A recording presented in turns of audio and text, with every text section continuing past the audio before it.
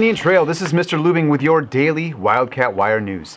Today is Monday, February 8th, 2021. Let me be the first to welcome some of our 7th graders back to the building for the first time this year. It's wonderful to see you all. Please join me in saying the Pledge of Allegiance.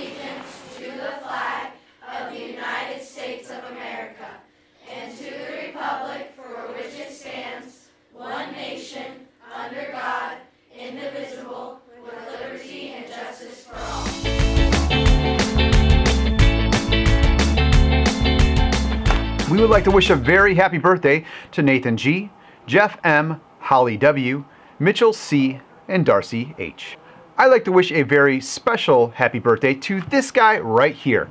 You have no clue who he is. No, he is not my grandfather. His name is John Williams, and he turns 88 today. What's so special about this guy? He is famous for composing music for movies since the 1950s. This guy is one of my personal heroes. This man, you ready, has written the music for all the Star Wars, Superman movies, E.T., Home Alone, Hook, Jurassic Park, Saving Private Ryan, The Patriot, Harry Potter movies, Lincoln, and my personal favorite,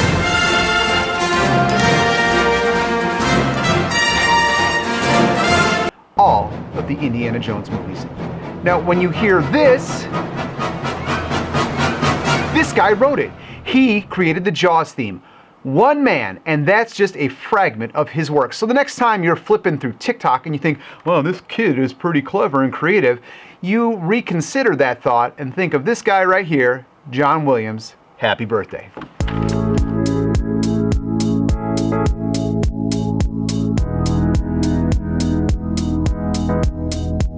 Today, we would also like to remind you that we are focusing on the character trait of being respectful.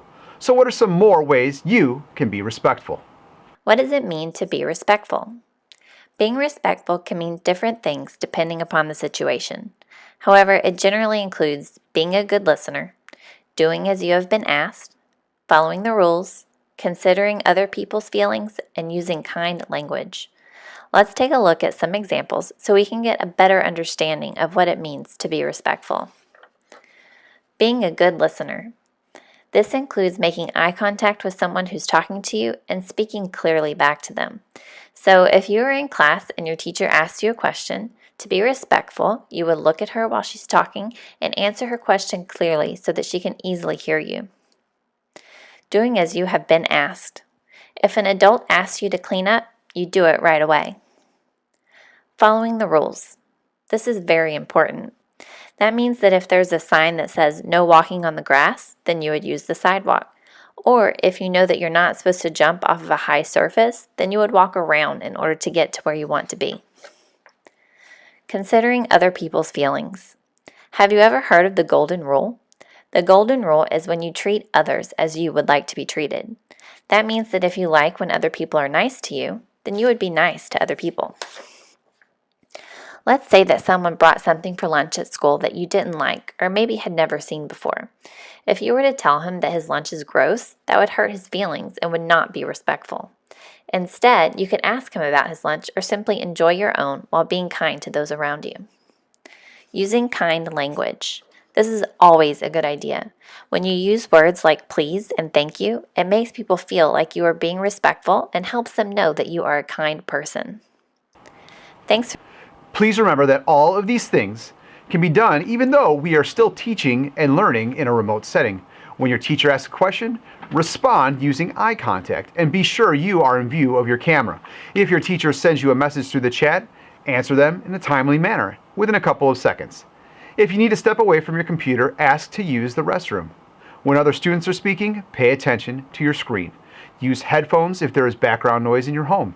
Completing work and submitting it by the due date also shows respect to your teacher. Showing up to office hours when you have been asked to or on your own shows that you are respectful. Each and every one of you are capable of these behaviors. We know you can do it.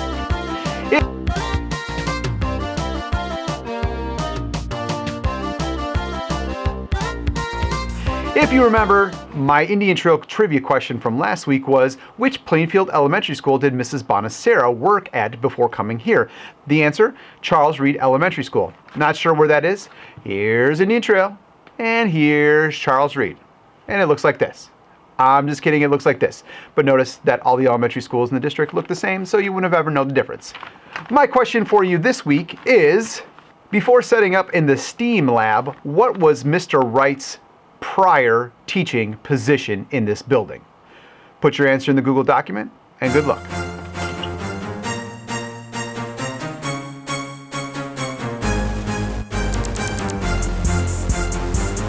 Calling all student and adult fans of Legos, here at Indian Trail, the Media Center is sponsoring a Lego Build Challenge. Create a Lego build showing your dream job, dream activity, or dream destination.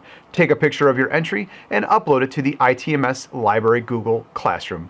Entries will be judged on creativity and attention to detail.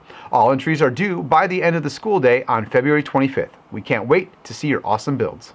With students returning to the building, we are excited to share this news with you. Plainfield School District will begin to offer middle school athletics using a shortened, modified schedule with necessary COVID protocols in place. Starting February 22nd through the end of the year, we will be running 3 separate shortened seasons. We will be offering the following: boys basketball, girls volleyball, boys soccer, cross country, girls soccer, and boys basketball. Much more to come on this in the coming days. Please stay tuned and have your parents check their email for communications.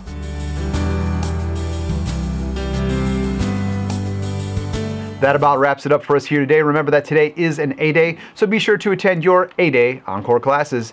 Thank you again for watching, and remember to start each day with a positive attitude, face new challenges, and as always, rise above. Have a great day, Wildcats.